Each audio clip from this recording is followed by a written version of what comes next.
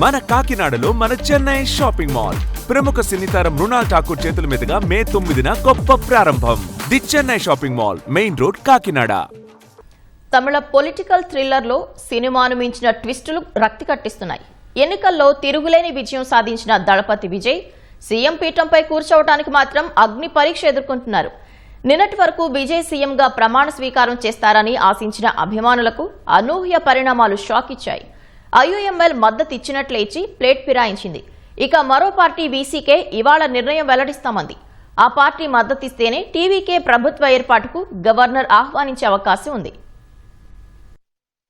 తమిళనాడులో ప్రభుత్వం ఏర్పాటు విషయమై శుక్రవారం హైడ్రామా నడిచింది.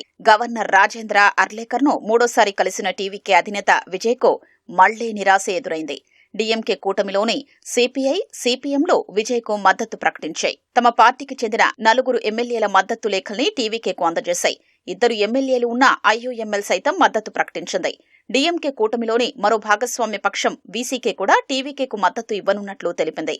వీసీకే కాకుండా 118 మంది ఎమ్మెల్యేల మద్దతుందని టీవీకే అధినేత విజయ్ మూడోసారి గవర్నర్ను కలిశారు. అంతలోనే ఐయుఎంఎల్ యూటర్న్ తీసుకుంది. టీవీకేకు మద్దతు ఇవ్వడం లేదని ప్రకటించింది. డీఎంకే కూటమిలోనే కొనసాగనున్నట్లు తెలిపింది. దీంతో తగినంత సంఖ్యాబలంతో రావాలని గవర్నర్ మరోసారి విజయ్కు సూచించినట్లు సమాచారం. ముఖ్యమంత్రిగా విజయ్ ఇవాళ ప్రమాణ స్వీకారం చేస్తారని ఆశించిన టీవీకే శ్రేణులకు ఈ పరిణామాలు నిరాశకు గురిచేశాయి. 2 ఎమ్మెల్యేలున్న వీసీకే ఇవాళ మద్దతు లేఖ అందజేస్తే టీవీకే సంఖ్యాబలం 118 కానుంది. టీవీకేకు మద్దతు ఇచ్చే విషయమై ఆయా పార్టీలు చాలా డిమాండ్లు పెడుతున్నాయి. 5 ఎమ్మెల్యేలు ఉన్న కాంగ్రెస్ 2 మంత్రి పదవులతో పాటు 1 రాజ్యసభ సీటును డిమాండ్ చేస్తోంది. అందుకు టీవీకే అంగీకరించినట్లు టీఎన్సీసీ అధ్యక్షుడు సెల్వ పెరుంతగై ప్రకటించారు. శాఖల కేటాయింపుపై చర్చలు జరుగుతున్నట్లు తెలిపారు. 2 ఎమ్మెల్యేలు ఉన్న వీసీకే ఉప ముఖ్యమంత్రితో పాటు ఓ మంత్రి పదవి ఇవ్వాలని డిమాండ్ చేస్తోంది. విజయ్ గెలిచిన రెండో స్థానం తిరుచి ఈస్ట్ ఖాళీ అవుతుండటంతో అక్కడి నుంచి వీసీకే చీఫ్ తిరుమావళవన్ను పోటీకి దింపాలని వీసీకే కోరింది. అయితే సిపిఐ, సిపిఎం మాత్రం టీవీకేకు బేషరతుగా మద్దతు ప్రకటించాయి. తమిళనాడులో బీజేపీని అడ్డుకోవడమే తమ ప్రధాన లక్ష్యమని స్పష్టం చేశాయి. అయితే రాష్ట్ర హక్కుల విషయంలో తాము డీఎంకేతోనే కొనసాగుతామని, కేబినెట్లో చేరకుండా బయటి నుంచే మద్దతు ఇవ్వనున్నట్లు లెఫ్ట్ పార్టీలు వెల్లడించాయి. తాజా పరిణామాలతో ఇవాళ జరగాల్సిన విజయ్ ప్రమాణ స్వీకారం వాయిదా పడినట్లే కనిపిస్తోంది. కాంగ్రెస్ పార్టీ తమ ఎమ్మెల్యేల్ని బెంగళూరుకు తరలించింది.